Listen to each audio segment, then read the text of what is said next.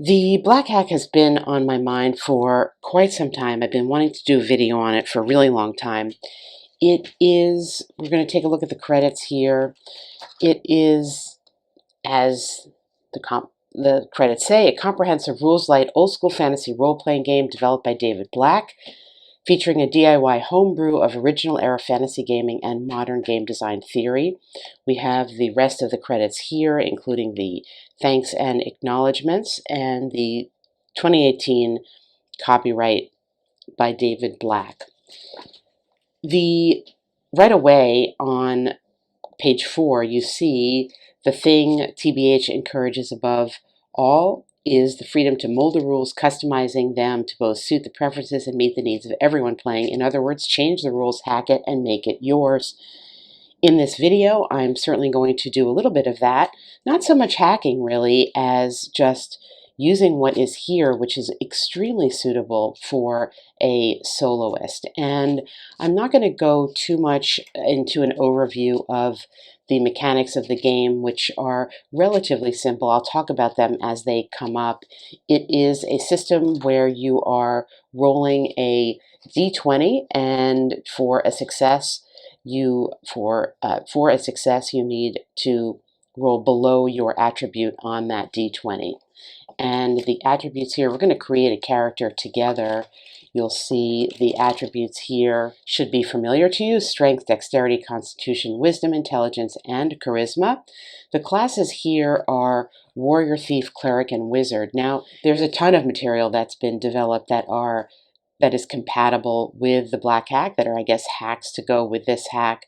I'm going to stick pretty closely here to just this one book and not go so far outside of it. My feeling has been that I want to play a thief. I may develop that a teeny bit outside of the rules here, and when we get to that, I'll show you. We have some lovely art here for some character sheets. Here's a wizard, and for whatever reason, I'm just feeling this thief, that I'm going to start with one character in, I don't want to say in a room, because I don't yet know whether we're going to be outside in a city or in a dungeon. Those are provided 3 different types of environments that have support within this one book. And again, I'm going to try to stick to, this is the second edition of the black hack. I'm going to try to stick largely to what is provided here. We're going to roll up our thief, and then we're going to go to figure out where this thief is, and then develop our story out of that, basically. So to do the rolling, to do the character creation, we're going to take 3d6 and roll them, add them together, do them for all the attributes, and then we can make some adjustments and switching. If we happen to roll a 14 plus, we don't roll dice for the next attribute. Instead, we make that a 7. So I'm just going to make some notes here. My thief has no name. My thief has nothing really, but my thief is going to get some values. All right. Wow. I just rolled 3 6s. That never happens. I literally just wrote an 18. All right. So I rolled an 18, meaning that would be for strength. I don't really want a strong thief, but I think I can switch an attribute. I don't roll for dexterity. It's all automatically a 7 per this rule. So we're going to skip to constitution. And there we're rolling something more realistic. We're rolling a 10. For our wisdom roll, that's unfortunate. For our wisdom roll, we're getting a 7. And for our intelligence, this is looking more not so great. We got another 10. And for our charisma, we got a 13. Now, per the rules, it says we can switch to attributes if it suits the character's concept better. Well, I said I want to be a thief. A strong thief, I don't know. I feel like a thief should be more dexterous than strong. So I could switch that. I think I'm gonna go with that, like an incredibly dexterous thief. I think we're gonna go with that. So we're gonna have a dexterity of 18. That's just crazy, and we're going to have a strength. Whoops, a strength of 7. As I said, I'm gonna fix this all back up. Now the class gives us some types of benefits, so we'll go to the specifics on the thief. For our starting HP on the thief, we've got a 1d6 plus 2 for that. So these are, maybe I'll go with this, easier to read. Great. So our HP is going to be 8, which seems to be what the maximum would be. The starting hit dice is going to be, well, actually it's just a 1d6. We're not rolling it for anything. We can use all one-handed swords, bows, daggers, cloth, leather, small shield. I feel that we have just a dagger here, so we'll make a note of that. Let's see what our lucky charm is. This is going to start to form a praying hand tattoo. The praying hand tattoo is our lucky charm. This is going to maybe start to form a little bit of the character or the story. Every thief starts with a disguise of your choosing. I guess we should just make that up. So we'll have to figure that out. I should say, I don't know if I said this at the beginning of the video, I've glanced through this rule set and I've been aware of it for a while, but I have not worked with it, played with it, anything with it until now. So this is really on the fly. We also choose to start the game either a black leather hood and vest, which is an AV2, I can explain that. 2 short swords, 2D counterfeit coins, a stolen heart still beating. I like that. Cloth gambeson bow and arrows, 3d6 coins, a small waxy jade statue of an octopus man. I'm really liking the, of course I want the more money. I got counterfeit coins, a stolen heart. I'm liking this better. A black leather hood and vest. The AV, that stands for, I believe, it's attack value, and basically what this means are dice that you can roll to absorb damage that is done to you. So this basically repair their damage. So you can try to repair them by making a roll during a rest period. So what we have here is a black leather vest. We don't really have a lot. I like that. We have a black leather vest. Oh, excuse me. We have a black leather hood and some kind of vest. We have 2d8 counterfeit coins. Let's see how much counterfeit coins are we going to get? And all right, so we have 8 counterfeit coins. I don't know whether we'll be able to try to spend those or what. And we have a stolen heart still beating. Okay, let's see. Well, okay, so as a thief, we have some roguish talents. We can roll these tests with advantage when performing these following actions.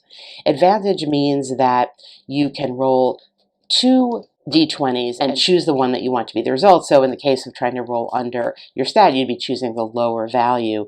And we have this advantage for delicate tasks, climbing, listening, and eavesdropping, moving silently and unseen, understanding written languages, and finding secret things.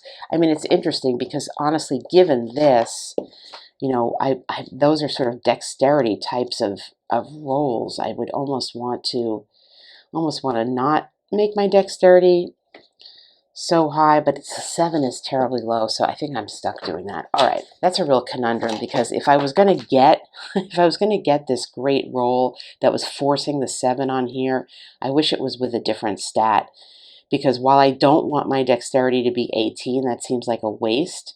I really don't want it to be 7 either, so I'm going to have to go with 18, but this doesn't seem great so far. But this says a dagger for every occasion, regardless of what the thief is carrying. They can produce a small throwing knife from somewhere about their person. So a nice throwing knife, that's good. I think we already had one, and we're probably not going to deal with leveling up here. Okay, we have a very basic character. I'm not thrilled with the stats. I'm still thinking about this, changing this dexterity. All right, I'm just going to keep it. I'm going to keep it as I did it. I'm not super thrilled with that. I never like it when I get obviously the lowest possible roll that you can get. But I also sometimes, and this is an example of why, don't like it when I get the absolute highest roll you can get in a case like this, because it always ends up feeling a little bit imbalanced. We're going to roll a d12, and we're going to just see what the inciting incident is. I don't even know where we are. I don't even have a world or anything, but this is, again, very much just a simple show what you can do here with this rule set. We're in an unnatural snowstorm, and a lying wind whispers the way out. So I was going to do a D3 roll to see where if we were in an urban dungeon or wilderness, but obviously if we're in an unnatural snowstorm, we're going to be in a wilderness. So let's see if we can get some more information. Remember, we have this beating heart. Maybe we're trying to get this beating heart somewhere before it stops beating. Okay, so we're going to roll a d4, 6, 8, 10, and 12 to come up with a scenario, a situation here, and then I guess we're going to go to, we're going to do some kind of wilderness thing. I don't know, I wasn't expecting this, but that's cool. All right, let's get some dice together here.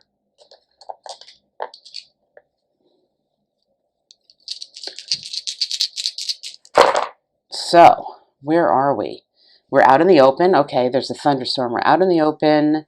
There's some natural hazard or crossing, referring us to page 71. Well, there is a snowstorm and a future society lost in time. Those are the denizens here. Future society lost in time. Maybe I'm a thief. I've got this heart still beating. Maybe I'm bringing this heart back from the past or something. I don't know, but I'm a thief. I stole it. So I might not be helping out. I am seeking, or somebody is seeking, a void iron skeleton key. Not sure what that means. And the twist is an unnatural winding maze. All right, let me give this some thought and let's look further. Here's an example map. I'm not seeing a lot here for wilderness stuff, so let me give this a think and come back. All right, one thing I forgot to do is it said that we're out in the open here, but there is a natural hazard or a crossing, and it's sending us to page 71 to see what that is or whatever. So let's roll. This is the D12 table here, and this is like my least, of all the dice I have, this is my least favorite one, but it's the only D12 I can find right now. So, didn't know there was going to be so much D12 rolling. A 2, a ravine edge walked on, test dexterity or fall for HD damage. All right, well, right away. So we're at a ravine here. We're going to do a test right now, and this is showing, again, I've written up, here's my character. I don't have a name for this character yet or anything. I guess we'll develop that. I don't know. So again, we got the dexterity here, and I believe we can, per the class, roll this with advantage, meaning that it's going to be a 2d20 roll, and we can choose the one we want. And interestingly, in this case, even with the stat of 18, had we just rolled this, we would have failed. But indeed, because we're rolling with advantage, and I will confirm that we could do that, we've passed that. So though we are at the edge of, or we've just walked over some ravine, we're not falling here. Now, couple things that I want to say. I've got this beating heart. Now, this was built into the rules that it's a choice you make, but for me, I'm going to say it's part of my story. If I've got a stolen heart still beating, and I'm out here in the wilderness, and there's some unnatural snowstorm, and there's a lying wind whispering the way out, I'm not going to follow that. I'm wondering a couple things. One, is the corpse, is the creature from which I got this heart still here? And that's a question I'm going to ask. And I'm going to turn to, I guess I'm going to turn to something from my solo RPG wallet to ask that question. And as I've mentioned, with the tools I have in here, if I can stick to, let's see, what is a good option? We're working with a D20. If I was using this is from Scarlet Heroes. If I was using this one, I would go with it's likely the corpse is here. I mean, I'm standing here. We're just kind of coming in the middle of the story. Obviously, something has happened. The heart's still beating. It's a bad thunderstorm. I probably didn't travel very far. It's likely. So I could just go with the D20 here. It's likely that the corpse is here. Could go with this table. I think we'll go with this. It offers a little bit of direction. So we're going to turn to the Scarlet Hero General Oracle, and we're going to roll up. Take this D20 on. I'm going to say it's likely that this corpse is here because it's a snowstorm, and 8 is giving us. It is here, yes, but the corpse is here, but I don't know what. But what? It's still alive, but I can't find it. But I don't know. We'll have to think about that. To think about that, I think I'm going to go to, I'm feeling the need for a little more narrative before I start looking around. Let's see. We could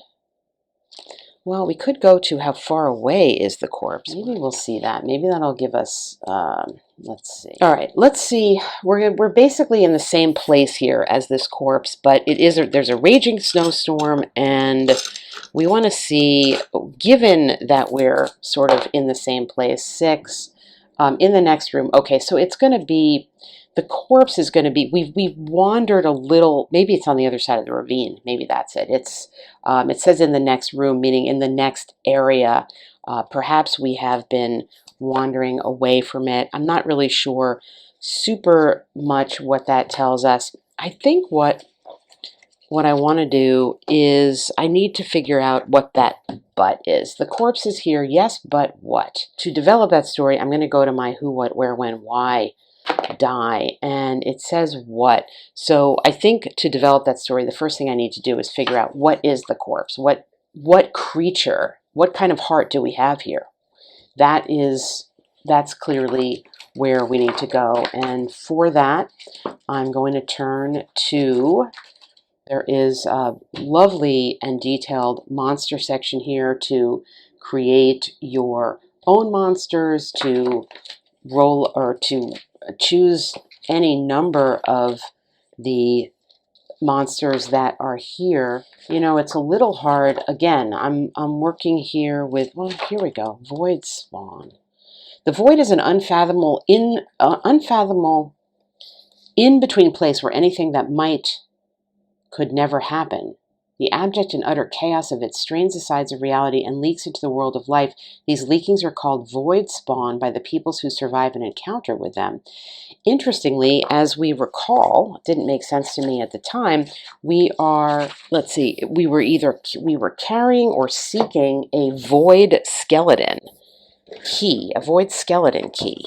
So I think that's telling me, sending me in the direction of, if I can find my, right. So it said I was seeking this void iron skeleton key. So that's going to tell me, why not, that this corpse, which is in the next, in the next wilderness area over, belongs to something, a void spawn. So there seem to be 3 types of void spawns: a quivering amoeba, a cellular mimic, and the spawn of Shagnagash, who seems to be, based on his hit dice and damage, etc., perhaps the boss guy here.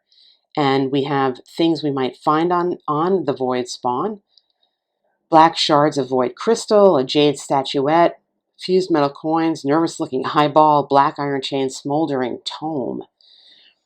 All right. So first of all, let's just roll a D3, I guess, to see. This is a corpse, and this is a corpse of the void spawn. We pulled out its heart, So we have a void spawn beating heart with us, and let's see what it is. 1, 2, 3. Well, it's going to be, it's the boss guy. It's the boss guy, and but he's dead, or his corpse is there. We have his beating heart, and let's just see what else we might find there. We'll do these two rolls here with the white and the green, and what did I say? I said white and green. They are gruesomely devouring and with a floating monolith. It doesn't really tell me very much. It's bad, but it's a corpse, and we have its beating heart somehow. I'm not still sure what the butt is. This skeleton key, I've just got to think about this. We're seeking the skeleton key. Perhaps it, I don't see us as, here's the butt. Here's the butt. We didn't kill this thing.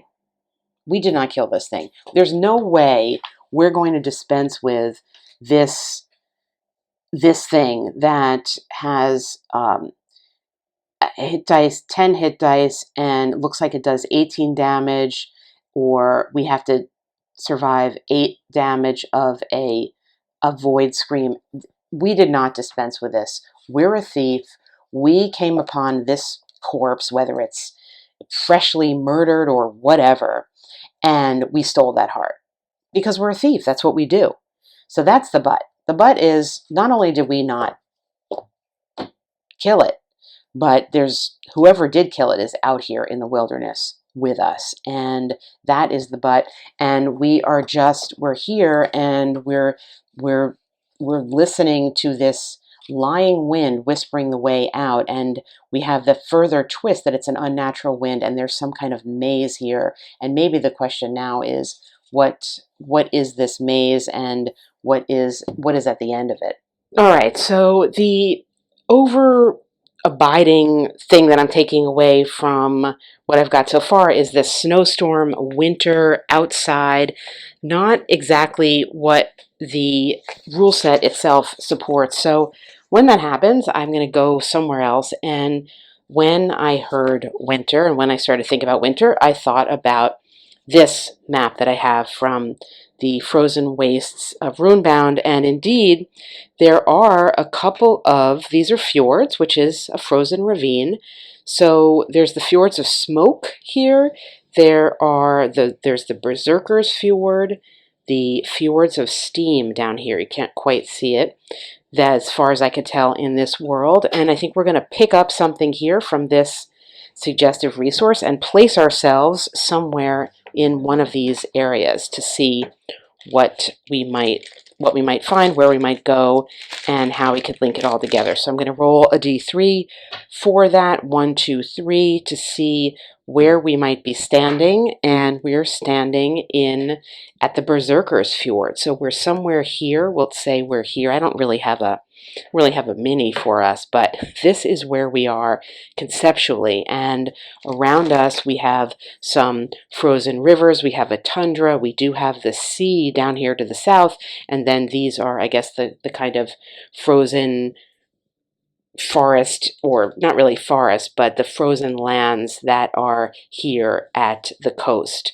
So this is where we are in this ravine. And what else is going on? Well, what else is going on is that we know in the world around us are the void spawn, the quivering amoebas, the cellular mimics that were the ones who probably rose up against their leader and killed it, and before they could steal the heart or maybe something else from the body, we could determine that we got there, and us being a thief, we stole the heart out from under them, basically. And in terms of what else is going on, again, we're in the midst of, we're trying to seek this iron void, the skeleton key thing. We know that there is an unnatural winding maze somewhere that perhaps we are destined to travel to. I don't know. and that the wind is sort of telling us in a lying manner of where to go. So that's the status right now of where we find ourselves. As the rule set really doesn't have rules for overland movement, I want to get another place to go because it's easier to hang a story and create narrative when you have kind of points A and B. So I'm going to do a D6 roll, 1, 2, 3, 4, 5, 6, just to randomize the direction. It doesn't really matter, but I'm going to just give it a random roll, and we rolled a 3, so that's going to point us in this direction back toward the ravine, I guess, from which we came, perhaps, or back toward the water. I guess conceptually, we stepped over this ravine and are coming back toward it in some way. In any case, we're going toward the water, and this is going to give me some direction for creating more of the story. All right, so we are walking back toward the ravine. Now remember, we've got this lying wind that's telling us where to go. So maybe it's telling us to go back to this corpse, and that's a trick or something like that. I was looking around I don't really have like a ton of wilderness tables or random tables to generate wilderness. I know I have some, and I've used some pretty recently, actually. I think I did. Sword Lores had some, but we're going to have a traveling hazard here. This is from a Warhammer Quest supplement, and it's a roll 1d6, and then you consult whichever table it is. So I'm going to be rolling the 1d6 to get the table, and we will see which table it is. It is table 6, hazards table 6, and then we're going to go on there. It's a d66 table, so we're going to roll the 2d6 and not add them up, and we're going to get something as we wander along. Now remember a couple of points. Point number 1 is that we are seeking this skeleton key, and we've got the beating heart, we've got the void spawn after us. We're going to read this as a green and purple on this D66 table. Well, it didn't matter, it's a 55. So what does that mean? Encampment. Let's see what is happening here. I'll give you a slightly better view. All right, here we are better situated. In a clearing, the warriors, well, this is you, your thief, finds a military encampment with a small group of soldiers. The soldiers are being deployed to a nearby province and have just finished unpacking their gear to camp for the evening. They welcome us to rest with them. We can attempt to befriend them in the hopes that we can learn something that will help us, and we're going to roll a 1d6 with the following result. I'm not going to really read this result right now, so I have to decide, let's see, what we're going to do here. Now, we are charismatic, right?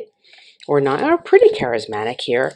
So we have come upon basically an encampment, and there are some just generic warriors or people or creatures here. Not really sure what in terms of our setting. And so let's just roll the d6. I didn't really look to see what the possibilities were, but we will roll this d6 and see what is going to happen.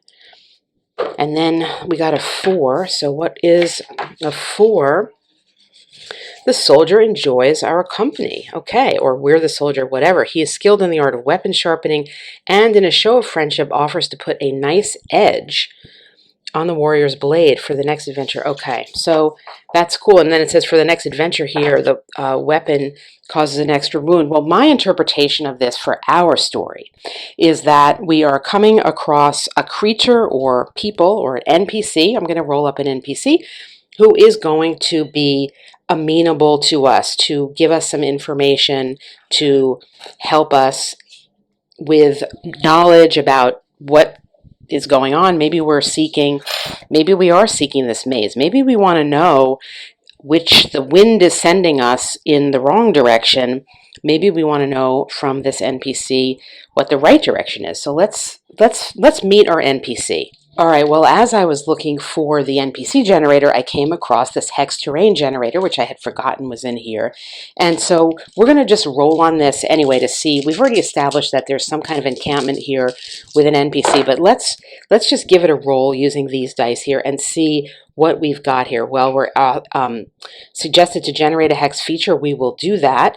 And our D6 is this 5 as 1 to 3, but in uncommon terrain, such as the deep woods. Okay, we will establish a type of common terrain, such as a grasslands, for future 1 to 3 results. Well, we know we're sort of in a ravine here, so we'll think about that. The weather right now is start at entry 1 if this is the first roll, so we're going to re-roll with a +1 on that. And that's another bit of an 8. So now we're re-rolling with a +2. I'm not quite clear on how this is working. Well, the bottom line is it's pushing us toward, it's bitterly cold and snowing. That's going to be what we already knew. So it's cold, but yet we're being welcomed warmly by this person with his encampment. The inhabitant is a spirit. Okay, so we're going to look that we're going to make an NPC, but it's going to be some spirit. Maybe there are elementals here. I don't know. And then, oh, whoops, that was the wrong. Sorry. 4, remains of a bitter skirmish. Okay, so we have a warrior here who's encamping. Maybe he's the survivor. Maybe he's the survivor of a skirmish. And you know what? What skirmish would it be? Well, we're back toward where that body was, so I'm going to say there's a strong likelihood. I don't even need to really roll on something. Thematically, it makes sense that this person is a survivor, or this creature is a survivor of whatever it was that brought down the boss, the void spawn boss, because we have the remains of the bitter skirmish here, and there's also some giant floating pollen in the air.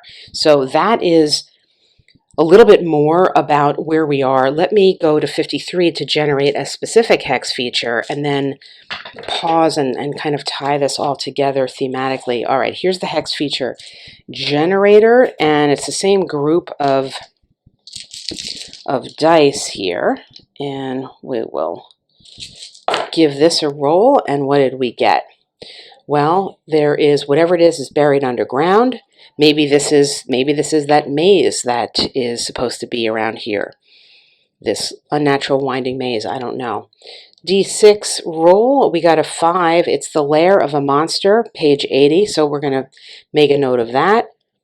Reclusive ground dwellers. Well, here we are. The person here is reclusive, or at the very least, they're friendly, but perhaps they are reclusive in the sense that they are part of the whoever has risen up against this void spawn, and so they would be reclusive, wouldn't they? They themselves are seeking a piece of golden fate thread. I don't know. We'll have to figure out what that means. And the odd twist is there's an overrun gem mine. So there is a mine perhaps nearby. I think before we go any further, we got to figure out, is this creature here a quivering amoeba, or is it a cellular mimic? Because it's going to be one of those two based on the story that we are generating. So we're going to go 1, 2, 3, 4, 5, 6 and find out that it is a cellular mimic. So it is a friendly cellular mimic here who has partaken in some way within this uprising. And the next thing I really need to do is I need to see, it's friendly, but I don't know if I can communicate with it. So what I'm going to do is I'm going to make a charisma roll, and because we know we've been directed to the fact that it is friendly toward us, I'm going to roll with advantage. I guess that's the way I'm going to account for that. So I'm going to make a charisma roll with advantage and if we're successful, our charisma's a 13. If we are successful, we're going to get some information from this mimic beyond it just being friendly, and indeed we are. So we're going to get some information from the mimic. And what kind of information are we going to get? Well, again, I'm trying to stick as closely as I can to what's here. Let's do this D10 roll. We have what they want. Now, they are friendly, so I don't know if this is going to give us everything. A 3, they want to use us as monster bait. All right, well, here we go. They're friendly. They want to use us as monster bait. We've been told we are here on the outside of this, of a lair of some sort. And so I think there's this unnatural winding maze. There's a lair of a monster, and the monster maybe is the reclusive ground dweller. Those are the denizens here. So they want to use us. They're going to say to us, hey, want you to help me perhaps clear out this underground maze or this monster lair, using you somehow as monster bait. Well, maybe it's not us. Maybe it's this stolen heart still beating. So maybe what they're saying is, we rose up against this boss that was trying to enslave us, this evil god, and you stole the heart that we were attempting to get to use as bait to go back down into this mine. What are they seeking in the mine? Let's see. What is there? Yeah, there's a DA table here for what their target might be. So let's find out. Let's find out what are they seeking here in this mine. A unique scroll or tome of lore. So basically what we've done now is we are forming our own party now with this friendly cellular mimic to go down into this underground maze seeking a unique tome or scroll of lore, and somehow this stolen heart that we have is going to be the lure to either extract from this maze, this with sending us toward a dungeon, of course, the underground creatures that live there, even though they are, as described, let's see, how are they described? As reclusive. Now we got this mention of this giant floating pollen. Perhaps that is suggestive of what might be underground here. Maybe the pollen is being, I don't know, in the monster section here, is there anything that might give off pollen? Is there a type of monster that could possibly give off pollen? Let's see. Well, the closest thing I'm finding to something that might give off pollen, maybe it's not pollen, maybe it is a spore. Maybe this is this underground cave, this underground maze, really. I don't know where I got cave from. This underground maze is actually a place where the mushroom people live. It says, despite being wiped out to extinction many times, the mushroom people's refusal to be eradicated is a feat that rests largely with their genetic memory and reproduction through spores. If there is warmth and moisture, they will return, and in greater numbers. Well, it's a frozen area, so perhaps they went underground to wait it out or to hide, and somehow this cellular mimic, the cellular mimic is the cellular mimic somehow were going to lure these mushrooms out with the beating heart of their fallen leader somehow, and now you are getting caught up in that. So there, let's see, this is what they could have. There is a genetic memory spore. Maybe these giant, this giant floating pollen is also genetic memory spores. Perhaps they're trying to escape and reproduce themselves right now. I'm not sure how the overrun gem mine is fitting in here, but I guess we shall see. And this unique tome, so the cellular mimic is trying to seek this unique tome, which we don't know yet exactly what is contained in there. We don't have perhaps the larger story for that, and of course we are seeking the skeleton key. That seemed to have taken a back burner right now to the fact that this cellular mimic is imploring us to join it on a quest down into this maze, into this dungeon. Now, I will say that a lot of the material in this rule set, at least that I have, this basic edition, is pushing you toward dungeons, and there's a lot of dungeon generation material. I had wanted to avoid going into a dungeon here if I could, because I feel like I do that a lot, but this is the direction we're going in, so I think we're going to step up to the entrance at the very least. We're going to step up to the entrance here and see what we get. So let's first roll on the tone. Now again, with this underground, we have a lot that we already know, that we are in this swirling wind and snowstorm. We're with this cellular mimic who at the moment is friendly toward us, but somehow is causing us to be the lure for these mushroom inhabitants, basically with this beating heart that we stole. So that's kind of maybe karma coming back to us because we stole that thing and it wasn't able to be used for its intended purpose. So let's see what, there's thousands of scuttling bugs running around the entrance. Okay, doesn't give us a whole lot. We're gonna walk, we don't have anything on doors. Let's see what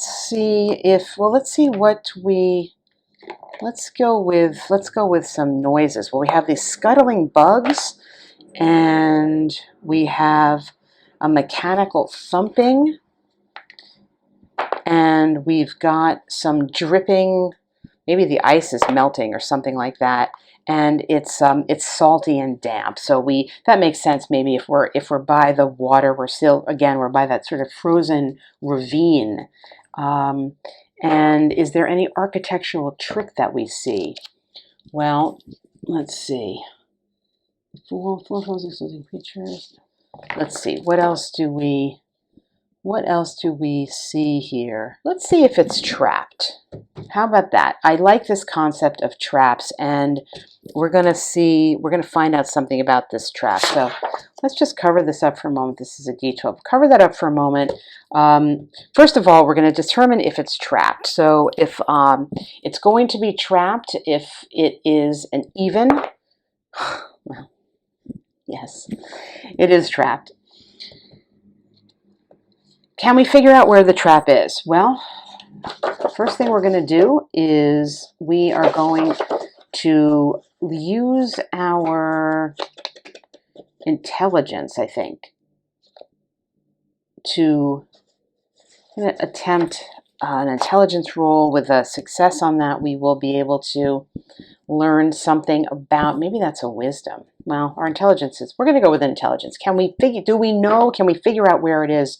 No, we cannot. Can we figure out what it is? No, we cannot. And finally, do we have a sense of what it might do? Yes. No, we have to roll lower, right? So we're running blind here. So this is going to be, we're going to have to roll at disadvantage to deal with this trap. But in the meantime, now let us determine where, what, and how. And we have grills in the ceiling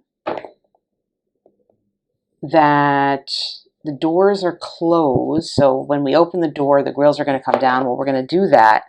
And what's going to happen? Thick gas is pouring out. So we are going to be overcome pretty quickly by some thick gas. And I don't know if we have any specific stats on that. We're overcome here with some thick gas. And let's see, I would say to try to avoid damage here. That's going to be a dexterity. Now, normally we could roll with advantage, but we're going to have to roll with disadvantage here. And oh, lucky. Even with disadvantage, actually, because of our dexterity being 18, we are able to not avoid it, but minimize the damage. So how am I going to simulate and minimize damage? Well, let's say I don't know what the gas does. If it's a thick gas, what type of damage we've got? Well, looking back, say the mushroom people are creating this trap. So they this described that some of their things that they might do is 1d4. So we're going to go with that. It's going to be doing, let's say, we're going to roll for its damage. We're going to say that it's going to be doing a 1d4 damage, but it is going to be doing that damage with advantage. So whatever the higher number of these two is, that's going to be our damage from this. So we're going to get a damage of 2 HP to us from this thick gas that we can't really escape as we enter into the dungeon with the cellular mimic at our side and this still beating heart on our person. I think I'm going to end here as my thief and the cellular mimic enter the dungeon, perhaps taking this up again in a different video showing different things, or maybe even a different rule set, because I do think that you can carry forward a story with various rule sets if the narrative is strong enough. And I hope you enjoyed this look inside the Black Hack. It is, just as we look again once here at the credits, it is very viable for solo, and I think I need to look at more of the other material as well that is not in just this basic rule set, because I think there is a lot of fan-made material, as the author would seem to suggest that he invites, just as we take a look here at the table of contents. So once again, I thank you for watching and wish you happy gaming.